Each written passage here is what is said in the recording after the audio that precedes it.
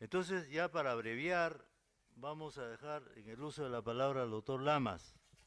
Lucho, por favor. Con un fuerte aplauso, por favor. ¿Quieres ir a...?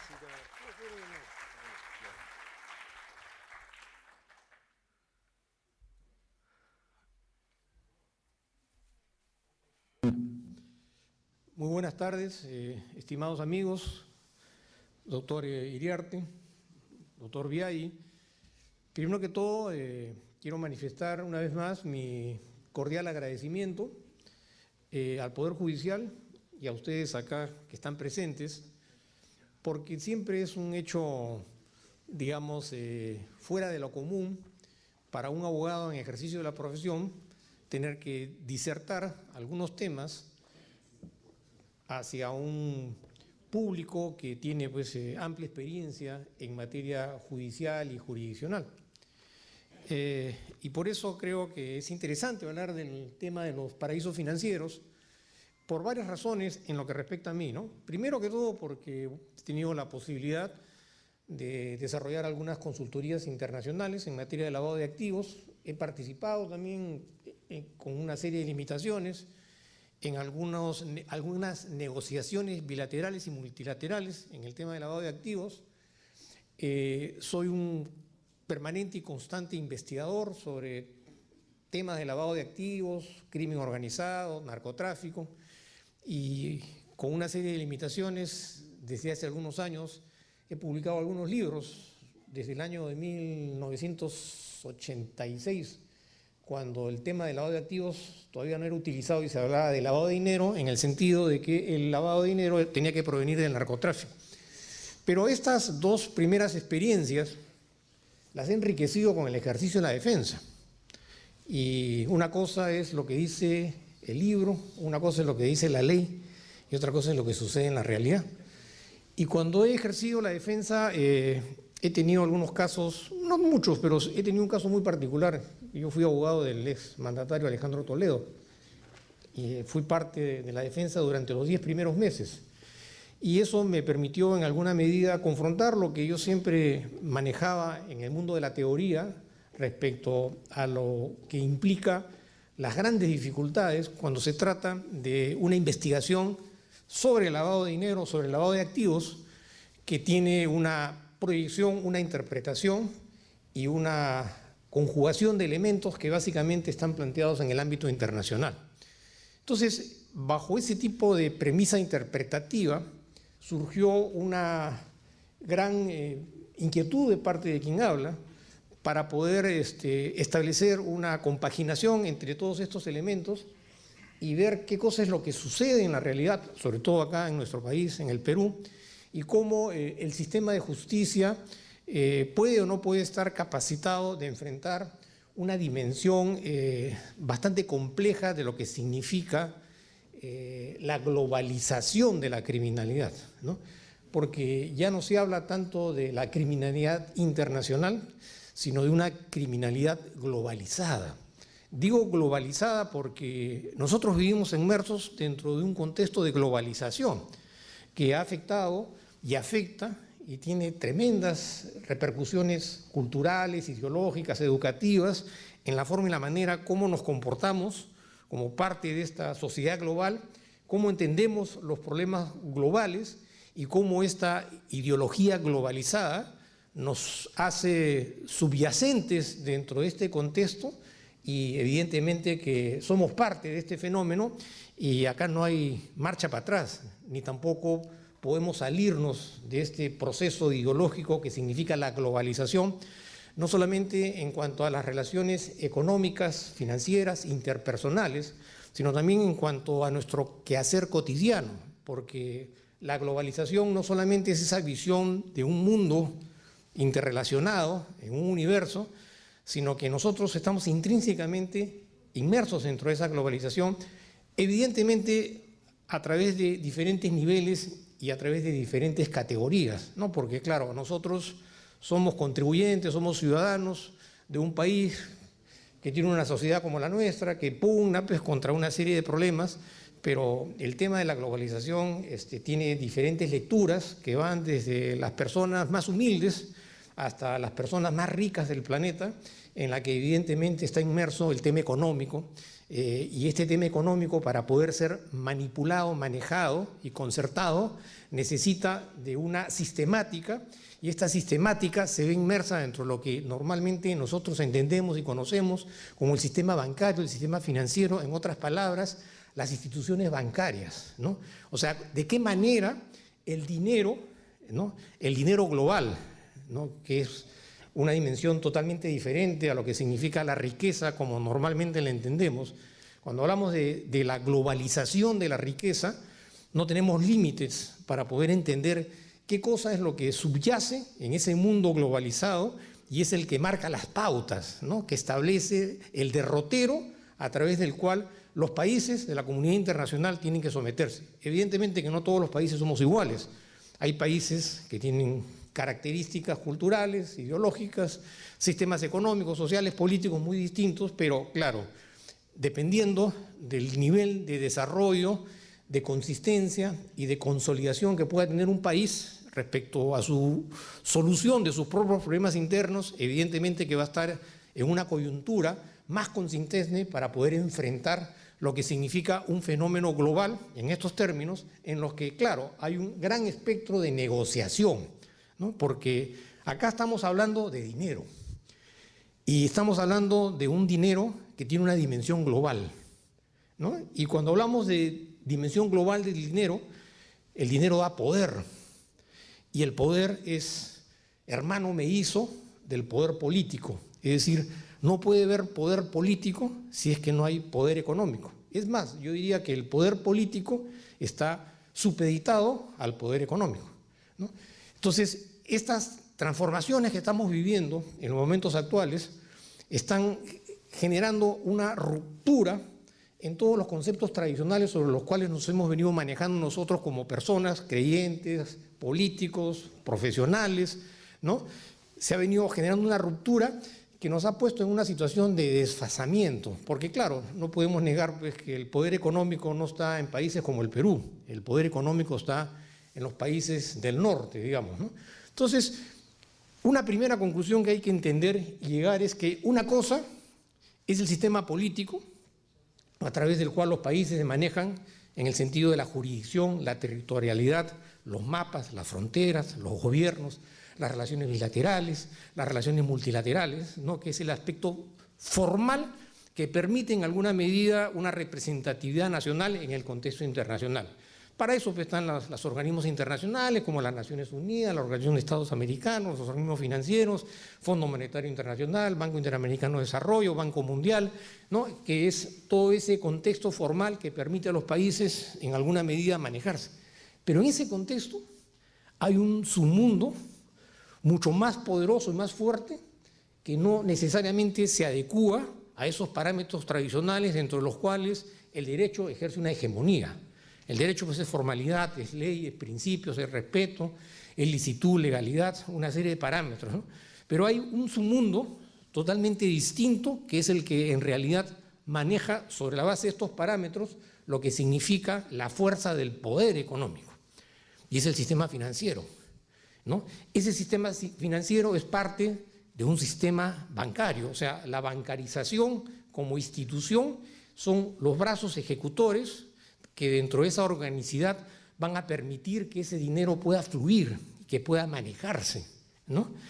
Esas grandes, inimaginables sumas de dinero que posiblemente si nosotros imaginariamente quisiéramos reunirlo, todo ese dinero en este ambiente quedaría chico, ¿no? Porque además el dinero ha sufrido y sufre una permanente transformación, que eso también es interesante porque cuando hablamos de lavado de activos y de paraísos financieros, ya no es un dinero metalizado, ¿no? Y ahora hablamos de un dinero digitalizado, un dinero que no lo manejamos en términos materiales o metálicos, sino que solamente aparece en la pantalla de una computadora a través de la presión que ejercemos sobre determinados términos, palabras, ¿no? Es un dinero que aparece en sumas, en claves, en una pantalla de una computadora. O sea, eso también es interesante señalarlo. ¿Por qué? Porque hace unos 20 años, por poner un caso ejemplar, los Vladivideos, ¿no? Sí, veíamos el dinero ahí en la mesita del zinc, un metro de dinero en billetes de $100, claro, uno decía, ¿cómo puede haberse reunido tanta cantidad de dinero con fines totalmente al margen de la ley y todo lo que sucedió con posterioridad? Pero cuando hablamos de dinero global, ¿no?, hay que entender que ese dinero se maneja bajo parámetros totalmente distintos, por canales formales totalmente diferentes, y los parámetros que muchas veces rigen para el derecho no tienen ningún entendimiento ni capacidad de manipulación. O sea, en otras palabras, para centrarnos un poco en nuestro medio nacional, un gobierno no podría gobernar con una economía que no depende directamente del sistema bancario y del sistema financiero. Nosotros cada día somos más partes del sistema bancario.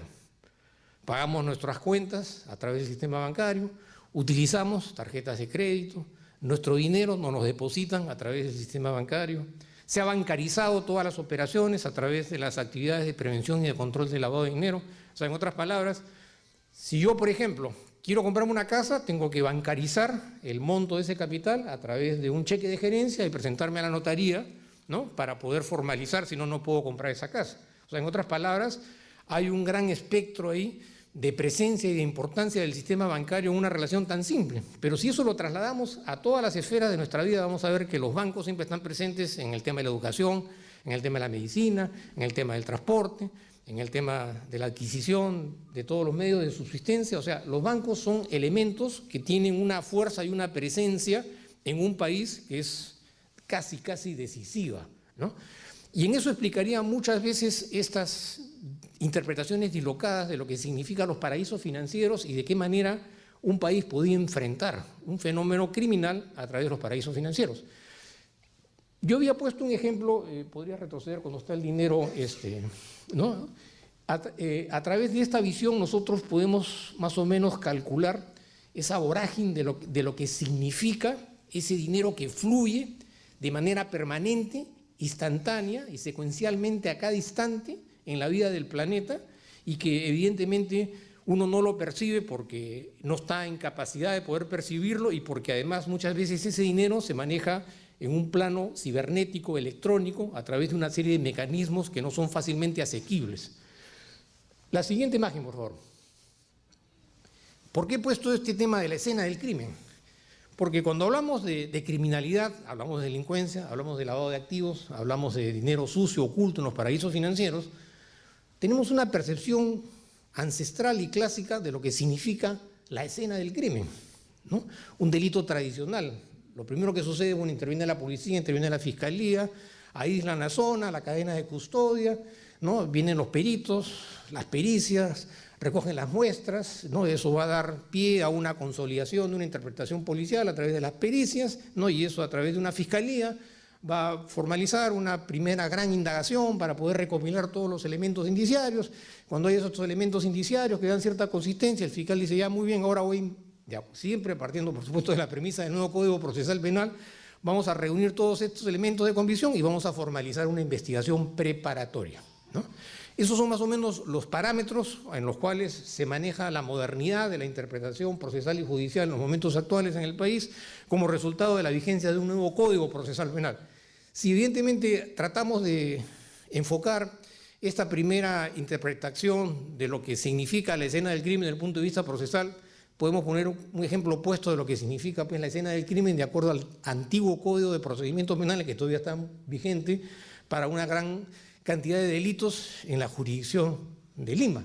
Entonces, si con el nuevo Código Procesal Penal hay un desfasamiento, que lo estoy explicando en este momento, imaginemos lo que va a significar con el antiguo Código de Procedimientos Penales, en la que la policía investiga, hay una investigación preparatoria, una vez que se ha formalizado viene el atestado policial, el fiscal hace suyo el atestado policial, formaliza la denuncia, hay un control de la denuncia y todo lo que ya sabemos y conocemos, y nos involucramos en un proceso que puede durar 4 o 5 años hasta que llega a la Corte Suprema, siempre y cuando sea un proceso ordinario, y bueno, tenemos una sentencia consentida y ejecutoriada, ¿no? En el nuevo Código Procesal Penal, con la ampliación de los términos, que ahora significa, pues, la complejidad de la investigación y el crimen organizado, posiblemente una investigación preparatoria puede durar también 2 o 3 años, ¿no? Entonces, hay una serie de desfasamientos. Pero esa escena del crimen aparece totalmente desfasada frente a lo que significa una investigación internacional en la que necesariamente están presentes los paraísos financieros. Sigamos, por favor. Cuando hablamos de paraísos financieros, acá más o menos podemos tener una idea de lo que significa la presencia de diferentes jurisdicciones que están diseminadas a lo largo del planeta, que tienen sus propias características y que están dentro de las categorías medias o intermedias o absolutas de lo que puede ser un paraíso financiero.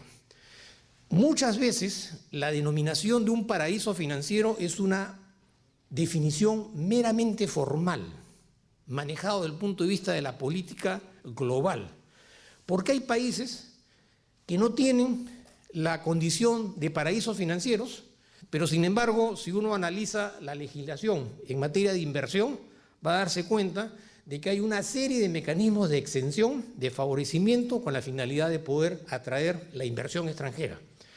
Hay que tener presente que nosotros vivimos ahora en una economía neoliberal. El neoliberalismo es una ideología inmersa dentro de la mente, teniendo como parámetros la necesidad de crecer. Para crecer hay que lograr el aumento del Producto Bruto Interno. Para lograr el aumento del Producto Bruto Interno como paradigma, tiene que haber mayor inversión. Y eso es lo que realmente marca las pautas en países como el nuestro, más allá si hay más pobreza, si hay más control de las empresas privadas sobre la actividad de las personas, o si hay simplemente más delincuencia o más criminalidad o más inseguridad ciudadana. ¿A mí qué me importa que haya aumentado el Producto Bruto Interno en un 2%? Si me están matando en la calle o si se están metiendo en el restaurante, en el chifa donde yo estoy almorzando, y se arma una balacera y a mí nadie me protege. Entonces eso también eso tiene que ver mucho con el tema ideológico de lo que es el neoliberalismo y de lo que implica la globalización de las relaciones frente a un mundo globalizado en la que los mecanismos financieros, económicos, fluyen de una manera instantánea. Hace 20 años, hace 10 años atrás, si nosotros queríamos hacer un negocio, ¿no?, internacional, teníamos pues que desarrollar toda una investigación, una logística, un asesoramiento, un traslado continuo y permanente de información de una institución a otra, y a partir de ahí, después de 2 o 3 meses, ya teníamos una idea clara y podíamos tomar una decisión. Pero como el mundo se ha globalizado, las relaciones han aumentado de una manera impresionante. Y decisiones que antes se podían tomar a los 10, 15 días, ahora se toman a los 4 o 5 minutos. Porque la capacidad y el acceso a la información es impresionante. Yo entro a Google, ¿no?, o meto un Facebook, ¿no?, y voy a obtener información instantánea, cosa que hace 10 años atrás significaba que yo tendría que haber visitado 10 bibliotecas o 15 bibliotecas y recopilar toda la información y ordenar la información. Ahora las decisiones, imaginémonos la capacidad que tienen estos organismos internacionales para tomar decisiones, porque además tienen una tecnología súper desarrollada y tienen una capacidad no solamente tecnológica, sino profesional del más alto nivel. ¿Por qué? Porque el mundo globalizado se ha convertido en un mundo eminentemente de grandes negocios, ¿no? Pero ahí surge un primer distanciamiento entre lo que significa la formalidad a la que uno tiene que someterse dentro de sus propias jurisdicciones y lo que significa una decisión enmarcada dentro de una dimensión global que no respeta esos parámetros. En otras palabras, yo quiero hacer una inversión en el extranjero, ¿no? Primero que todo tengo que justificar la licitud de los fondos con los cuales yo voy a hacer esa inversión.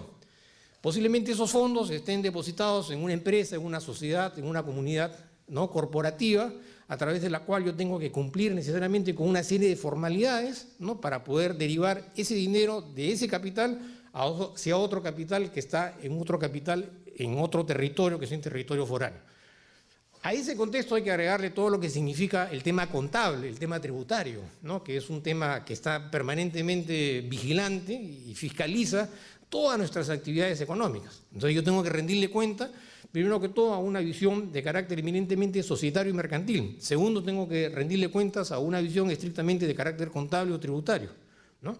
Entonces, hay que partir de esa premisa de que las economías, en esos términos, dependiendo, por supuesto, porque hay economías que son más restrictivas que otras, dependiendo de la visión neoliberal que tenga un gobierno, ¿no? Pero hay que entender que la presencia y el aumento de estos paraísos financieros no solamente tiene un razonamiento de carácter tenebroso, turbio o escabroso en cuanto a la posibilidad de esconder dinero sucio, sino que también estos paraísos financieros son mecanismos que han flexibilizado ese ritmo y ese crecimiento y esa velocidad que impone la globalización. Porque si yo tengo dinero depositado en Panamá, yo no tengo por qué rendirle cuentas a la autoridad tributaria de mi país, ni tengo que recurrir a una serie de mecanismos que significan un impedimento. Entonces, un primer razonamiento que existe es que evidentemente los paraísos financieros se han convertido en componentes intrínsecos de ese proceso de globalización. O sea, en otras palabras, no puede haber globalización si es que no existen esas jurisdicciones, cada vez de manera creciente, en aumento, que es lo que le permite en alguna medida flexibilizar. El problema surge y se hace complejo porque aproximadamente, según fuentes referenciales, aunque no se ponen de acuerdo, una cantidad significativa del capital global que se maneja en el mundo en los momentos actuales tiene procedencia desconocida. Nadie sabe, ni le interesa saber, ni le interesa controlar, ni le interesa fiscalizar de dónde proviene ese dinero. Ese dinero no ha surgido de la noche a la mañana. Evidentemente que ese es un dinero que se ha ido capitalizando a lo largo de la historia del mundo, de los últimos 30, 40 años, desde la Segunda Guerra Mundial, partiendo y pasando por todas las dimensiones criminológicas, interpretativas y políticas que se pueden haber dado en el mundo, en el planeta en los últimos años. Evidentemente que ahí no solamente hay dinero sucio, cuya categorización más emblemática podría ser pues, el dinero del crimen organizado, proveniente de la corrupción, proveniente del narcotráfico. Hace años atrás, evidentemente, el narcotráfico era una de las fuentes económicas más importantes del planeta por la cantidad de dinero y que sigue manejando el narcotráfico. Pero también la corrupción ha continuado diversificándose y además hay que entender también que no solamente hablamos de delitos tradicionales, ¿no?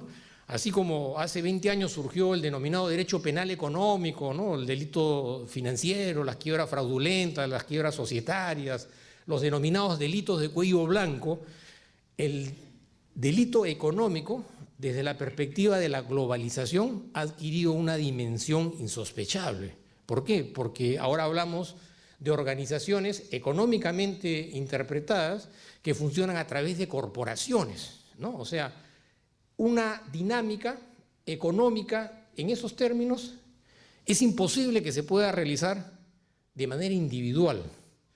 Todos tienen que recurrir necesariamente a fuentes corporativas, ¿no?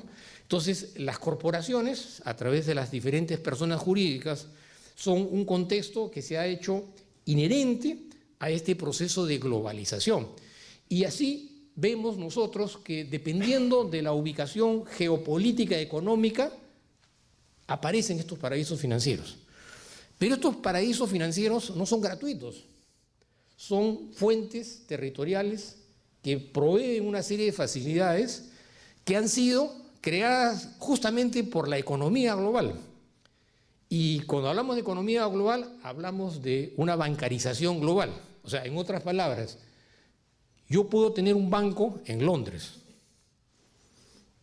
pero yo necesito una fuente que pueda bancarizar el patrimonio de ese banco a través de otra persona jurídica que podría ser una sucursal que va a funcionar en una jurisdicción que no tiene las exigencias que puede tener una bancarización nacional que se acoge, digamos, a todas las exigencias que son parte del sistema normativo internacional. Acá hay que hacer también un paréntesis, porque en este contexto existe una doble moral, como existe en casi todos los aspectos de la vida humana. Una cosa es el discurso político, otra cosa es la manipulación del discurso político, porque hay que entender que la información que fluye del sistema bancario es una información que se difunde a través de las agencias noticiosas. Y cuando hablamos de agencias noticiosas hay que tener presentes que los grupos de poder económico necesariamente tienen que disponer de un espacio noticioso que maneje y manipule la información para poder crear cierto nivel de concientización. O sea, se manipula a la opinión pública. Por eso yo afirmo que existe un doble discurso, lo que sucede en la realidad y lo que dicen los políticos y lo que dicen en los tratados. Por ejemplo, hace unos días se anunciaba una repatriación de un dinero sucio que habían descubierto en una cuenta bancaria en la Comunidad Báltica, en Suiza, y que por lo tanto, en base a la cooperación bilateral entre países, el Perú había logrado que se repatriara no sé cuántos millones de dólares y que eso era un éxito, ¿no? Un éxito de la lucha contra el crimen organizado, un éxito de la lucha contra el crimen global, contra la corrupción, ¿no? Pero eso no es verdad, porque esa suma que se está repatriando es una suma ínfima, es casi un sencillo, para emplear un término coloquial, en relación a lo que se maneja globalmente en el planeta. ¿Y por qué digo esto? Digo porque Suiza, a pesar de ser un país que se jacta de colaborar con la comunidad internacional en materia de cooperación y de lucha contra la criminalidad y la corrupción, es uno de los países que ocupa el primer puesto dentro de los estándares internacionales en relación a las naciones, ¿no?, que dentro de una lista son menos cooperantes en la lucha contra la criminalidad. Y una de esas características de la poca colaboración está en el tema del levantamiento del secreto bancario, ¿no?, que es un paradigma también acá en el Perú, ¿no?, porque claro, yo recuerdo que se han dicho tantas cosas acá en el Perú sobre el secreto bancario, ¿no? La mente del ciudadano común y el que sale a declarar a los medios de comunicación, lo primero que dice, sí, hay que levantarle el secreto bancario, porque parte de la premisa de que ese corrupto, ese funcionario delincuencial, va a tener escondido su dinero, ¿no?, en una cuenta del banco de crédito y el juez de la investigación preparatoria va a disponer que le levanten el secreto bancario y a través de levantamientos bancarios, entonces así, mira, ve esto es lo que tenía este señor. Eso es una visión totalmente obsoleta, porque el que va a lavar dinero y el que quiere esconder su dinero en la vida va a recurrir a mecanismos tradicionales. Sin embargo, acá, y como sucede también en el contexto internacional, nos rasgamos las vestiduras diciendo de que evidentemente flexibilizando el secreto bancario vamos a lograr una herramienta más eficaz para poder detectar el dinero sucio, para saber a nombre de quién está ese dinero sucio y dónde se encuentra ese dinero sucio. Pero el secreto bancario es un eufemismo, porque los países, ¿no?, que más aparecen en el contexto internacional como decididos a luchar contra la corrupción son los países menos colaboradores en el tema del levantamiento del secreto bancario. Entonces, ahí hay todo un manejo, hay una manipulación. Los Panama Papers, ¿no? Miren, se ve, hay una competencia entre paraísos financieros, como hay una competencia entre bancos, ¿no?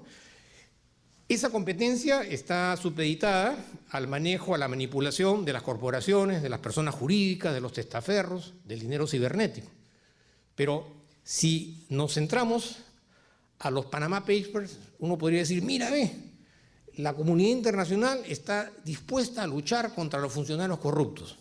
Lo que llama poderosamente la atención para entender que esto es una manipulación geopolítica en términos de manipulación de las conciencias y de la información. ¿Quiénes son los que aparecen en los Panama Papers? Deportistas, futbolistas, políticos, artistas, gente de la farándula internacional, que son evidentemente personajes que por razones obvias exacerban el morbo, o sea, llaman poderosamente la atención. Pero una verdadera fuente profesional de dinero encubierto en la vida va a tener esos rasgos característicos ni va a poder ser detectada, porque muchas de estas fuentes que se encuadran dentro del dinero sucio global y dentro de lo que significa el paraíso financiero no tienen ninguna de las características que puedan llamar la atención. Posiblemente esa actividad noticiosa de los Panama Papers haya sido para poder movilizar grandes sumas de dinero de un paraíso financiero a otro paraíso financiero, como consecuencia de una actividad eminentemente de competencia. Porque, como podemos entender, si yo quiero trasladar dinero de un paraíso financiero en el Caribe, ¿no?, a la zona asiática, en la vida pues voy a pensar que esa persona va a ir en un avión y va a sacar el dinero, ¿no?, de ese paraíso financiero y lo va a trasladar a la región asiática. Eso ya es parte, pues, de la historia. Ahora el dinero se traslada en términos electrónicos, en cuestión de segundos. Yo puedo trasladar millones de un paraíso a otro paraíso. No es que el dinero físicamente se traslade, solamente es la posibilidad de que esa jurisdicción tenga la representatividad de ese dinero. Porque evidentemente que el dinero, para que tenga respaldo, tiene que estar respaldado en oro, ¿no? Y ese oro está en las bóvedas de los bancos más importantes del planeta, que es lo que le da solidez y consistencia. Un caso emblemático que nos repercute directamente a nosotros como peruanos es el aumento del oro. Por eso pues, se incorporó la minería ilegal dentro del decreto legislativo 1106, ¿no? El Perú, no sé si para suerte o para desgracia, es un país eminentemente aurífero. O sea, el oro está acá en cualquier lugar, pero vemos cómo sacan el oro. No, oro es corrupción, oro es criminalidad, oro es prostitución, oro es depredación del medio ambiente, ¿no? Oro es mafia, ¿no? Al Estado podría decir que le interesa mucho estos aspectos, pero lo que realmente efectiviza el interés por la producción y la exportación del oro en el Perú son los impuestos que pagan quienes quieren exportar oro, ¿no? Pero para aquellos que en alguna medida hemos tenido como abogados presencia en una investigación sobre confiscación de oro, en una investigación sobre lavado de activos, hay que tener mucho valor, ¿no? Y mucha rectitud, porque todo lo que significa la cadena de producción de oro en el Perú es un hecho eminentemente lastimoso y degradante. Cuando uno visita La Pampa, no sé si ustedes han escuchado hablar de La Pampa, en Puerto Maldonado, ¿no? Que es una zona selvática que cuando uno llega a ella por avión parecería que ha habido una hecatombe nuclear de cómo sacan y quiénes lo sacan y cuál es la metodología y cuál es la cadena de producción, ¿no? Porque esa cadena de producción es realmente dramática en el sentido de que los más pobres son los que más se degradan en los términos de la extracción del oro y cómo ese oro al final de cuentas llega a través de toda una cadena de producción a los grandes bancos, sobre todo en Suiza y en los Estados Unidos, que es parte de los mecanismos de refugio ante la inestabilidad de las monedas, en las cuales muchos inversionistas, ¿no? En lugar de tener dinero en efectivo, prefieren invertir dinero en oro. Y como las monedas son fluctuantes, el yen, el yuan, el dólar, el euro, la libra esterlina, ¿no? En cuestión de segundos las pérdidas pueden ser millonarias, como también las ganancias. Entonces el oro tiene una consistencia y un respaldo de mayor solidez frente a las monedas. Entonces cuando estamos en los paraísos financieros, esos mecanismos en el sentido de la competencia muchas veces buscan que el dinero se traslade de un lugar a otro. Pero ese no es el problema. El problema es cuando un sistema de justicia de un país como el Perú abre una investigación internacional para poder detectar cuáles son los mecanismos, dónde se encuentra el dinero, a quiénes pertenece la empresa, ¿no? Y quiénes podrían ser eventualmente los responsables. Eso materialmente es imposible, sobre todo en países como el Perú. Porque acá no solamente estamos hablando del tema del levantamiento del secreto bancario. Ustedes saben que para levantar el secreto bancario hay que cumplir con una serie de formalidades, ¿no?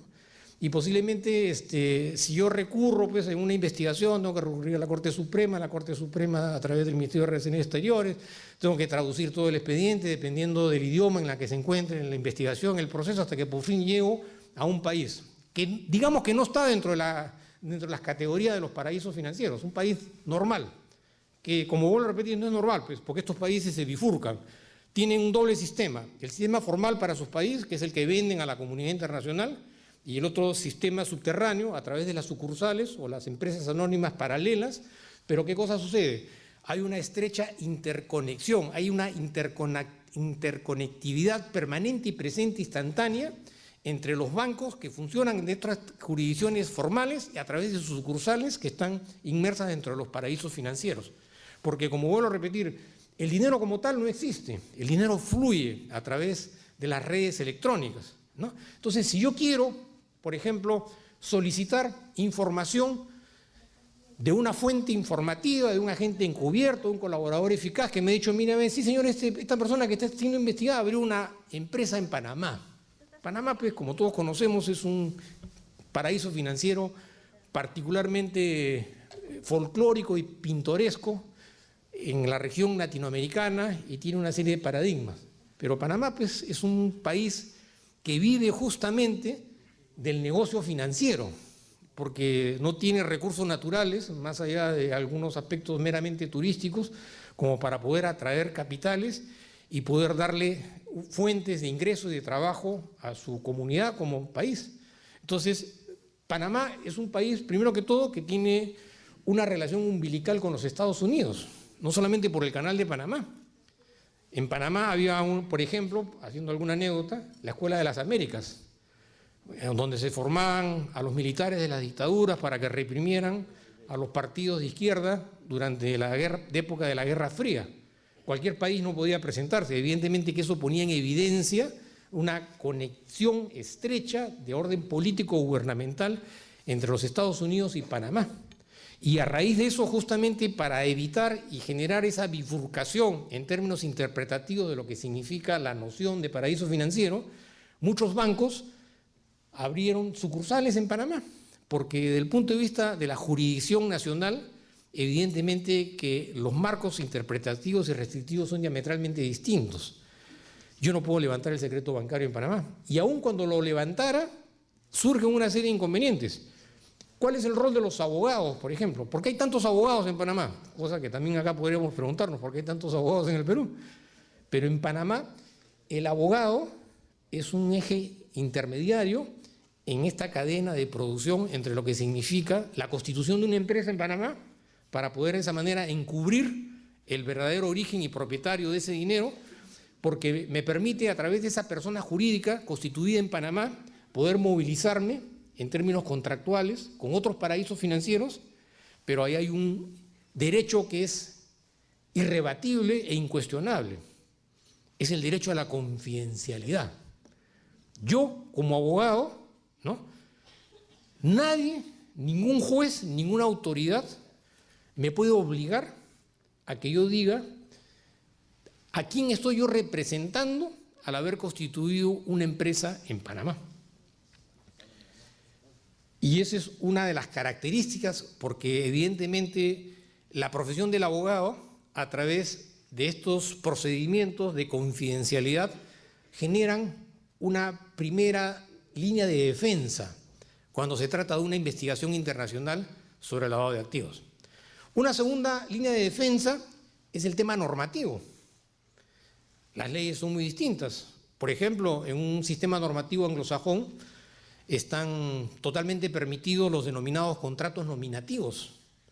El caso de la señora Eva Fennerbrook. La señora Eva Fennerbrook no vino al Perú a invertir, porque una persona de 87 años, sin formación empresarial, ¿qué podía hacer pues, en una inversión en el Perú? Eso se hizo a través de un contrato nominativo, que es un contrato permitido dentro del sistema anglosajón, a través del cual yo doy mi nombre para que esa contratación se haga a nombre de otra persona y de esa manera yo evito cualquier acción por parte de mis acreedores. Como yo tengo acreedores en diferentes lugares del planeta, ¿no? Porque me declararon en estado de insolvencia económica, quebré, los proyectos económicos de atracción de inversiones fracasaron, entonces tengo acreedores que van a querer embargar mi patrimonio. Entonces esos acreedores se van a enterar de que yo tengo un proyecto inmobiliario en el Perú. Inmediatamente van a presentar una demanda acá y van a embargar los bienes. Pero cuando se ejecuta a través de un contrato nominativo, el verdadero propietario nunca va a aparecer. Nominalmente aparece la persona que ha sido nominada expresamente para aparecer con esa finalidad.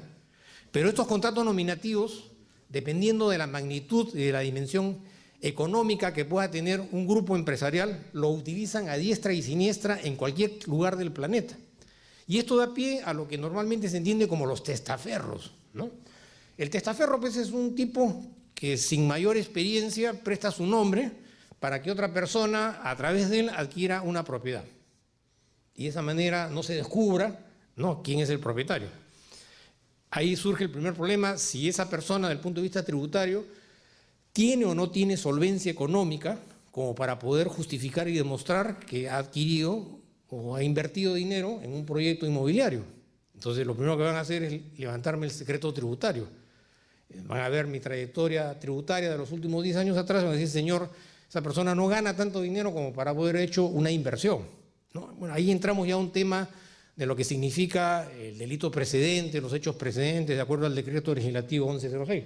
Pero volviendo a los paraísos financieros, entonces una investigación internacional de esa magnitud es materialmente imposible, porque yo voy a desarrollar un plan de lavado de activos a través de los paraísos financieros. Voy a utilizar, primero que todo, diferentes paraísos financieros con diferentes idiomas, con diferentes sistemas legales, con diferentes jurisdicciones, y que cada uno de ellos defiende a ultranza el principio de la territorialidad, porque en eso radica la seguridad y el éxito de un paraíso financiero, en el sentido de que yo, como persona que necesito esconder mi dinero, voy a tener la absoluta certeza de que nadie va a poder enterarse de que yo tengo dinero en una empresa constituida en un paraíso financiero. Porque si levantan el secreto bancario, ese paraíso financiero pierde credibilidad. Pierde credibilidad en el sentido de que, mire, si a este señor le levantaron, ¿no? Entonces no hay seguridad. Entonces hay una permanente y constante competencia entre los paraísos financieros en el sentido de hacer cada vez más riguroso e imposible la posibilidad de levantar un secreto bancario. No perdamos perspectiva, volviendo siempre a nuestra realidad nacional, que todas las campañas políticas en el Perú en los últimos años, sin perjuicio de que todos los últimos presidentes están investigados por lavado de activos, el dinero que ha ingresado a las campañas políticas ha sido un dinero de procedencia desconocida. Y actualmente hay investigaciones, ¿no?, sobre de qué forma y de qué manera se habría financiado una campaña política, ¿no?, porque evidentemente que el poder económico tiene que lavarse la cara y tiene que legitimar su dinero sucio, y de qué manera mejor que hacerlo teniendo la gobernabilidad de un país, ¿no? Y en ese contexto evidentemente hay toda una investigación sobre una fuente financiera dentro de la jurisdicción de los Estados Unidos, en un condado de los Estados Unidos, porque dependiendo del sistema federal normativo en los Estados Unidos, cada estado es autónomo en sus decisiones, y como vuelvo a repetir, no se necesita físicamente trasladar dinero de un lugar a otro. Entonces, continuemos, por favor. ¿Vamos a avanzar?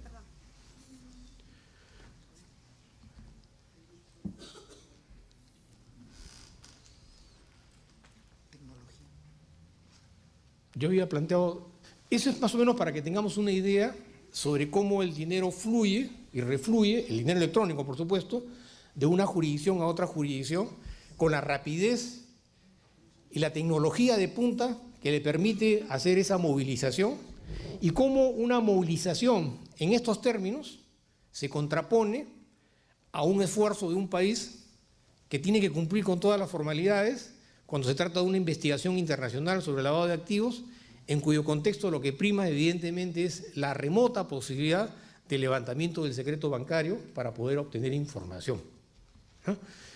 Sigamos, por favor. Más adelante, ¿no?, yo había señalado que hay una categoría de países que, si bien es cierto, en algunos casos no están categorizados como paraísos financieros, porque el paraíso financiero tiene todo un estigma, pues, ¿no? O sea, cuando uno dice, incluso como un elemento indiciario para poder investigar, se hace mención al hecho de que una persona pueda tener alguna relación con un paraíso financiero, entonces eso es un elemento indiciario para poder condenar a una persona por lavado de activos. Entonces, dentro del ranking o del rango internacional establecido en el año 2015, los 10 países menos colaboradores en levantar el secreto bancario, en esta duplicidad de imágenes, claro, porque tú dices, bueno, muy bien, ese país no tiene el estigma porque no está dentro de la categoría de paraísos financieros. y por lo tanto no habría que rasgarnos la vestidura frente a ese país. Pero cuando lo analizamos desde la perspectiva de las facilidades que dan para el levantamiento del secreto bancario, los países que menos colaboran, de acuerdo a esta lista, es Suiza, Hong Kong, Estados Unidos, Singapur, las Islas Caimán, Luxemburgo, Líbano, Alemania, Bahrein, Emiratos Árabes, Dubái. Hay una lista como de 37, bajo una serie de parámetros que han llegado a concluir que evidentemente esos países en algunos casos no tienen la condición de paraísos, pero no colaboran en nada en cuanto al levantamiento del secreto bancario. Entonces, para finalizar, por favor, podrías llegar a la última parte. ¿No? Estas son algunas de las ideas lineales que nos permiten resumir todo lo que yo acabo de señalar, ¿no? Un sistema financiero mundial global, como lo acabo de explicar, que escapa a las jurisdicciones y al control de las jurisdicciones nacionales. Una tecnología de punta que permite en cuestión de segundos trasladar sumas millonarias a través de las pantallas de las computadoras de una jurisdicción a otra jurisdicción. La cantidad de transferencias electrónicas. Usted sabe que en nuestra legislación hay una norma que configura las denominadas transacciones financieras sospechosas, a través de las cuales los oficiales de cumplimiento tienen que informar a la unidad de inteligencia financiera cuando una persona ha hecho un depósito de más de $10.000 y no tiene cómo manera justificarlo. Si eso lo trasladamos a una dimensión global, imaginémonos, ¿no? En el tiempo que yo he estado hablando acá, durante estos 40, 45 minutos, se han hecho millones de transacciones financieras en el mundo, ¿no? Y no hay tecnología, a no ser que sea un sistema satelital de control, como posiblemente lo tiene la CIA o un servicio de inteligencia, que pueda detectar. Además, no les interesa que eso sea detectado, porque es justamente parte de ese juego, ¿no?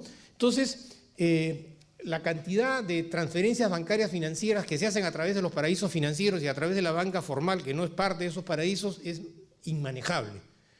Evidentemente que cada rato surgen nuevos territorios que tienen la condición de paraísos financieros, ¿no? Porque estos territorios no tienen necesariamente las características de la categoría de lo que significa un país, ¿no? Son simplemente islas que por razones de carácter coyuntural obtienen cierto estatus dentro del derecho internacional público y a partir de ahí ellos son autónomos en sus decisiones y nadie puede violar la jurisdicción porque para eso hay procedimientos.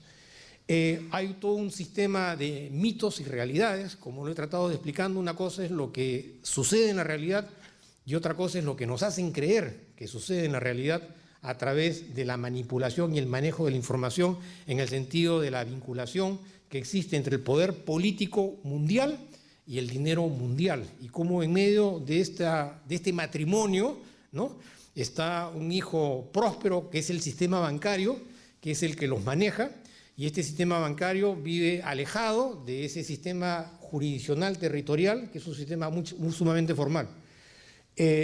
La competencia que existe entre las plazas bancarias y financieras, la complejidad y la irracionalidad de lo que significa la posibilidad de levantamiento del secreto bancario, una doble reglamentación, ¿no? Porque, claro, todos dicen, mire, ve, el Perú es el único país que tenía pena de cadena perpetua para el delito de lavado de dinero proveniente del narcotráfico. Yo lo he vivido en carne propia.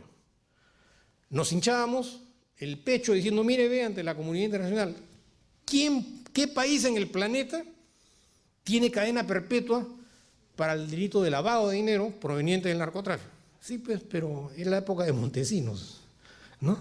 Entonces vemos cómo muchas veces hay un doble discurso, porque claro, los brazos ideológicos y financieros de este proceso de globalización, el Banco Mundial, el Fondo Monetario Internacional, la cooperación bilateral, la ayuda, la aprobación de los planes económicos, es toda una estructura muy bien depurada, pensada, con una larguísima experiencia por parte de mentes superiores que en los últimos 20 años han desarrollado todo ese sistema para poder hacernos creer, ¿no?, de lo que significa este dinero sucio, lo que significa la estigmatización del dinero sucio y lo que implica un dinero sucio que no tiene categoría de dinero sucio, pero que está siendo manejado como si fuera dinero sucio.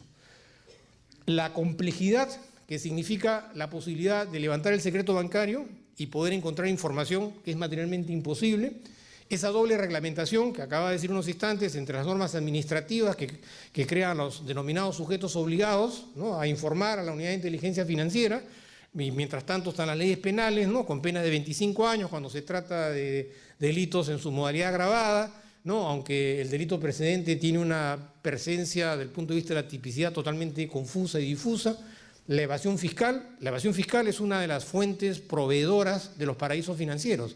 O sea, mucha gente, ¿no?, y ustedes saben perfectamente que el tema de la evasión tributaria es una falta de compromiso de los connacionales con su propia sociedad en el sentido de pagar tributos. Pero como acá son sumas globales, evidentemente que el tema de la evasión tributaria, dependiendo de una serie de interpretaciones, tiene mucha presencia. Las empresas de fachada, la persona jurídica, la representación de la persona jurídica, el testaferro, las personas jurídicas concatenadas a través de estos testaferratos que están interactuadas en cuanto a su capital desde el punto de vista de un paraíso, una empresa, otro paraíso, otra empresa, y así sucesivamente podemos encontrar una cadena concatenada, porque el que persigue lavar dinero, diseñado en estos términos y asesorado al más alto nivel por los mismos bancos, su función y su finalidad más importante es alejar la fuente, el origen, frente a la posibilidad de identificar al autor. Entonces, cuanto más vaya yo fraccionando esa relación en el tiempo, en el espacio, a través de la jurisdicción, de los paraísos, las empresas, los testaferros, es imposible levantar el secreto bancario. Hay un tema de eficiencia en cuanto al rendimiento de los paraísos financieros que compiten contra ellos, y evidentemente hay una enorme proliferación. En síntesis, hay que estar conscientes de esta realidad, porque muchas veces no nos debemos dejar engañar, ¿no?, por lo que sucede realmente. Yo soy abogado en el ejercicio de la profesión, he tenido muchas veces acceso a estas experiencias, pero esto es una realidad, que vivimos permanente y constantemente, dependiendo de los hechos coyunturales, ¿no? Pero la prueba más evidente de lo que afirmo categóricamente es la existencia y la proliferación de los paraísos financieros. Si no fuera un negocio global, simplemente los paraísos financieros no existirían. Pero en este contexto ideológico de lo que significa el neoliberalismo y la globalización de la economía, los brazos ejecutores o los espacios a través de los cuales fluye con mayor rapidez el dinero son los paraísos financieros. Por eso pensar y afirmar que nosotros podemos acceder a un paraíso financiero dependerá de la estigmatización y de la categorización de la persona que está siendo investigada. Si evidentemente es un delincuente vulgar y común, que la prensa se exacerba con él, lo ha hecho como noticia, siempre la noticia estará, ¿no?, refiriéndose y rotando sobre el mismo tema. Pero cuando se trata de personas, ¿no?, que tienen otro entorno, que no aparecen ante los medios de comunicación, pero son los grandes inversionistas, la interpretación de los hechos será diametral distinta. Muchas gracias y será hasta otra oportunidad.